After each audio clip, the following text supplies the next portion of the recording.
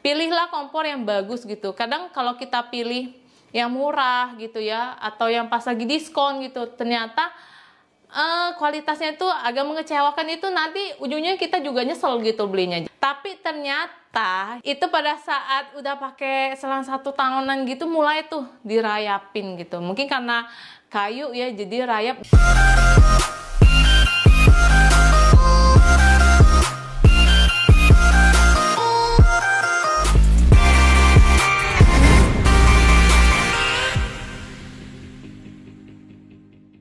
Hai semuanya, welcome back to Awita Life Channel. Aku Yunita, dan di video kali ini aku pengen sharing 4 kesalahan aku dalam membangun kitchen set ya.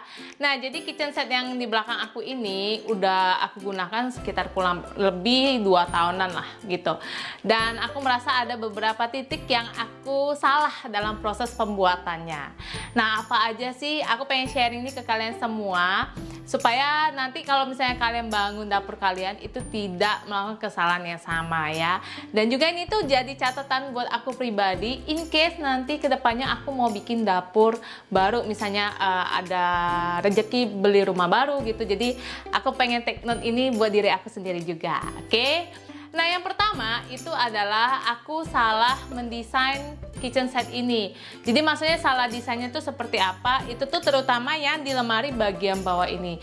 Jadi pada saat aku ngobrol sama orang kitchen setnya, waktu dia kirimin desain gambar kitchen setnya ini, kan yang kelihatan itu cuman tampak luar tuh. Jadi aku tuh nggak tahu di dalamnya ini bentukannya tuh nanti kayak gimana, rak-raknya itu seperti apa, ada berapa layer gitu loh. Jadi pada saat pemasangan aku tuh baru sadar ternyata yang di bagian bawah ini sisi yang sebelah sini tuh plong banget gitu. Jadi nggak ada sekat-sekatnya sama sekali. Dan menurut aku dengan ruangan yang kosong kayak gini itu sebenarnya lebih waste ya, karena kita nggak bisa numpuk barang lebih banyak di dalam gitu. Sedangkan kalau misalnya lemari atas ini menurut aku sudah perfect gitu, karena dia udah ada rak-raknya. Jadi kalau misalnya kalian nanti bikin kitchen set ya, waktu ngobrol sama orang desain interiornya ataupun sama orang kitchen setnya yang gambarin, itu kalian harus pastikan kalian tahu nih di bagian rak sini nih itu tuh isinya apa aja sih, apakah plong ataukah nanti ada untuk rak-raknya gitu. Jadi biar kalian nggak kaget gitu waktu dia pasang, karena pada saat dia pasang aku langsung bilang sih, concern aku, kok kosong ya, kok nggak diisi rak gitu.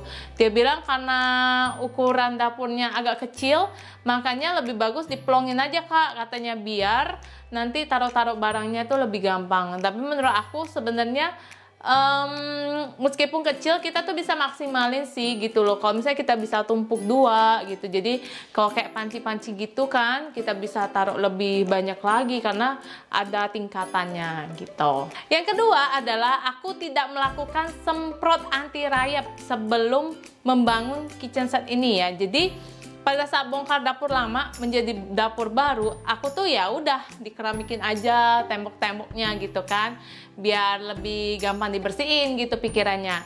Tapi ternyata ya itu pada saat udah pakai selang 1 tahunan gitu mulai tuh dirayapin gitu. Mungkin karena kayu ya, jadi rayap lebih suka gitu loh dengan mungkin aroma kayu yang maybe tercium dari dindingnya itu. Jadi akhirnya kena rayap ya. Dan untuk masalah rayap ini juga pernah aku sharing di video yang terpisah, bagaimana cara aku mengatasinya, stresnya tuh kayak gimana gitu.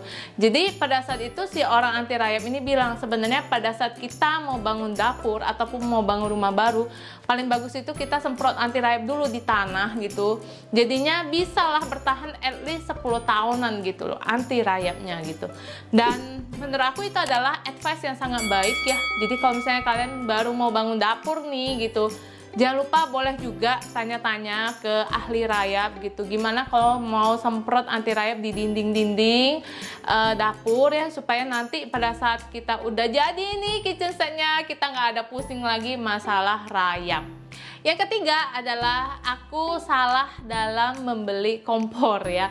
Jadi kesalahan aku tuh adalah aku tidak mencari review yang lebih banyak lagi untuk kompor yang mau aku gunakan. Kenapa ini penting ya? Karena pada saat kita membangun kitchen set ini ya, kompor itu kan kita pasang di meja dapur, dan apalagi kalau meja dapur ini kan either itu marmer lah, keramik gitu. Itu kan untuk bolongannya harus kita buat sesuai dengan kompor yang mau kita beli. Jadi sebelum bangun kitchen set kita pasti udah beli kompornya dulu nih, atau setidaknya tahu tipe kompor yang bakal aku pasang di kitchen set.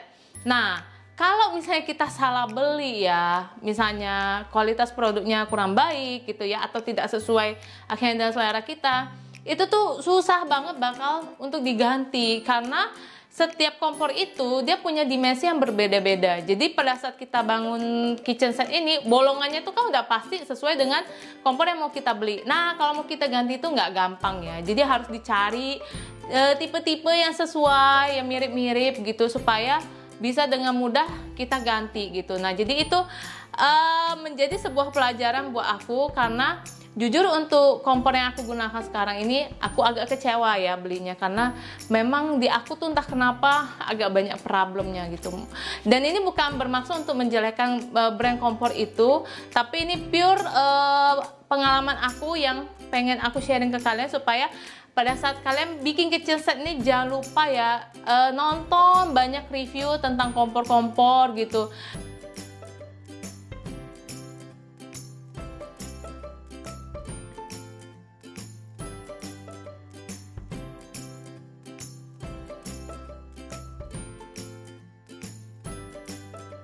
Bisa kasih agak tinggi ya, supaya nanti nggak bolak-balik beli gitu, karena nggak gampang kita mau ganti kompor ya. Kalau misalnya kita nggak suka barang yang lainnya, misalnya kayak tempat tisu gitu ya, atau sendok ataupun garpu untuk masak segala macam, teflon segala macam, itu gampang kita mau ganti. Tapi kalau kompor, cooker hood itu is not easy ya. Jadi jangan lupa ya, sekali lagi ini aku tekankan, harus banyak nonton review-review kompor yang mau kalian beli ya sebelum kalian pasang. Oke? Yang keempat, yang terakhir adalah sink yang aku desain ini itu terlalu kecil ya. Jadi kalau misalnya aku masak, itu nggak bisa yang barangnya gede-gede banget gitu untuk alat masaknya. Kalau misalnya aku punya Presto ataupun kali yang agak gede, ya udah dia cuma bisa muat satu item itu aja untuk di sink ini aku cuci. Dan itu pun agak kurang nyaman ya, karena dia sikunya ini nih nggak banyak space lagi gitu. Makanya kalau mau bikin dapur ya, harus perhatiin juga tempat cuci piringnya itu supaya agak leluasa ya kalau kita cuci-cuci. Karena kalau misalnya yang terlalu sedikit atau terlalu kecil ini nanti agak susah sih buat cuci piringnya. Terus kalau misalnya mau cuci-cuci juga ya agak-agak terbatas lah gitu. Cuma kalau aku ini tuh karena emang nggak ada banyak space lagi gitu loh untuk aku bikin sinknya tuh agak gede, karena yang sebelah kulkas ini tuh memang ada lubang inspeksi gitu, jadi yang bawahnya tuh bolong, jadi aku mentok cuma bisa sampai segini gitu. Jadi udah dihitung-hitung, ya udahlah sinknya yang akhirnya berkorban nih gitu loh, jadi agak kecil. Nah, kalau misalnya kalian mau buat ya dapur ya, jangan lupa area kompor itu agak luas kanan kiri, jadi kalau misalnya kita ada sayur atau mau taruh hasil masakan itu nggak terlalu sempit. Dan juga yang di bagian dapur ini kalau bisa ya agak kasih space sedikit kanan kirinya. Oke? So itu dia kesalahan aku dalam membuat kitchen set ini. Mudah-mudahan ini bisa bermanfaat buat kalian. Selain daripada keempat hal itu semuanya perfect sih. Aku juga udah pernah sharing ya dalamannya kitchen set aku ini seperti apa kelebihannya gitu. Hal-hal apa yang perlu kalian perhatiin itu aku udah sharing detail banget di YouTube channel Awita Life ini.